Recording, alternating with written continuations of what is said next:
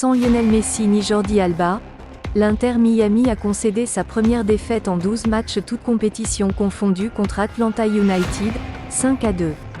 Lionel Messi souffrait d'une « fatigue musculaire » et son retour ne sera pas précipité, après la première défaite de son équipe depuis l'arrivée de la Pulga. L'entraîneur de l'Inter Miami Gerardo Tata Martino a déclaré samedi que Lionel Messi souffrait d'une « fatigue musculaire » et que son retour ne serait pas précipité, après la première défaite de son équipe depuis l'arrivée de la Pulga.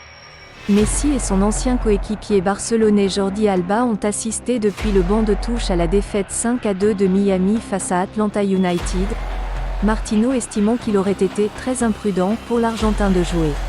L'ancien technicien du FC Barcelone et de l'Argentine a indiqué qu'il se concentrait sur la préparation de son équipe pour la finale de l'US Open Cup du 27 septembre, lorsque Miami accueillera Houston, en quête de son deuxième trophée de la saison.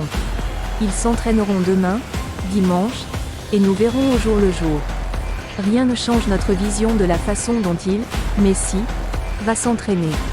Nous ne sommes pas pressés, a souligné Tata Martino. Miami affrontera à domicile Toronto, la seule équipe moins bien classée qu'elle dans la conférence Est, dans le championnat nord-américain, MLS, mercredi. S'il va bien et qu'il est confiant, il pourra jouer et si ce n'est pas le cas, il attendra quelques jours de plus, a fait savoir le coach argentin. La défaite de Miami contre Atlanta marque la première en 12 matchs toutes compétitions confondues depuis que Messi et les Espagnols Alba et Sergio Busquets ont rejoint l'équipe en juillet.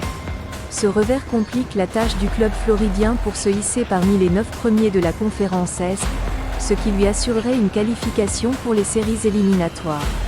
Messi, 36 ans, n'a pas participé au match de qualification pour la Coupe du Monde de l'Argentine contre la Bolivie à La Paz mardi, mais il a assisté à la rencontre depuis le banc de touche.